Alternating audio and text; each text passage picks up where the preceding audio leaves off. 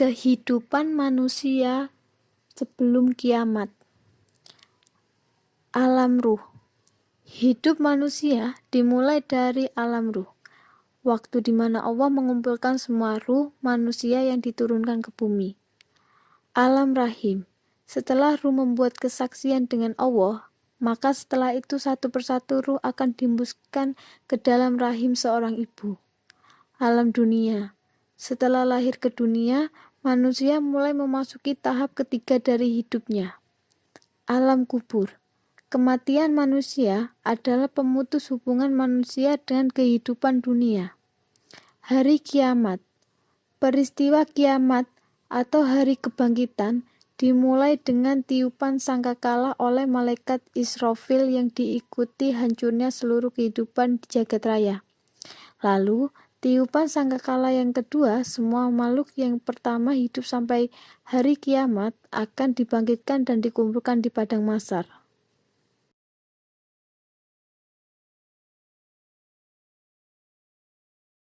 Yang pertama, hari kiamat dan kehancuran dunia.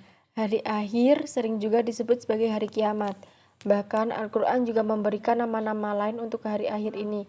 Di antara nama-nama yang disebutkan oleh Al-Quran tentang hari akhir ini adalah Yaumul Qiyamah atau hari kiamat, Yaumul Mahsyar atau hari berkumpul bagi semua manusia, Yaumul Hisab, hari perhitungan atau amal manusia, Yaumul Zilzalah, hari kegempaan atau goncangan, Yaumul Waqiah, hari kejatuhan, Yaumul Qari'ah, hari keributan, Yaumul Qasiyah, hari pembalasan, Yaumul Qo'ah, hari kepastian, Yaumul Tamah, hari bencana agung, Yaumul Jaza, hari pembalasan, Yaumul Wa'id, hari ancaman, Yaumul Mizan, hari pertimbangan, Yaumul Jami', hari pengumpulan, Yaumul Takbun, hari terbukanya segala kecurangan, Yaumul Ba'as, hari kebangkitan, Yaumul Din, hari perhitungan, dan Yaumul Khulud, hari yang kekal.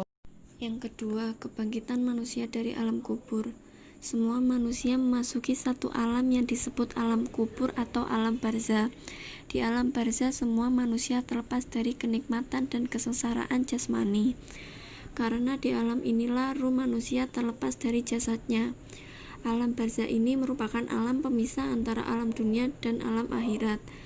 Pada masa kebangkitan, Yaumul Ba'ats, semua manusia dikembalikan seperti wujudnya semula.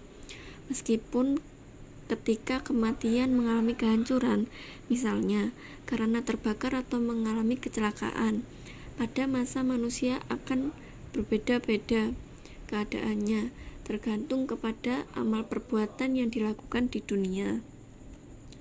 Yang ketiga, manusia di padang mahsyar. Setelah semua manusia dibangkitkan dari alam kubur, mereka kemudian berkumpul di suatu tempat terbuka atau padang belantara untuk menunggu putusan dari Allah mengenai baik buruknya hasil amal perbuatannya masing-masing. Alam terbuka ini dikenal dengan nama padang mahsyar. Yang keempat, perhitungan dan penimbangan amal manusia. Kemahaadilan Allah terlihat pada saat perhitungan dan penimbangan. Lihat ini, semua manusia akan terlihat sesuai dengan amal mereka ketika hidup di dunia. Yang baik terlihat berbeda dengan yang jelek, yang muslim berbeda dengan yang kafir, yang berbakti berbeda dengan yang durhaka, dan seterusnya. Yang kelima, sirat, surga, dan neraka.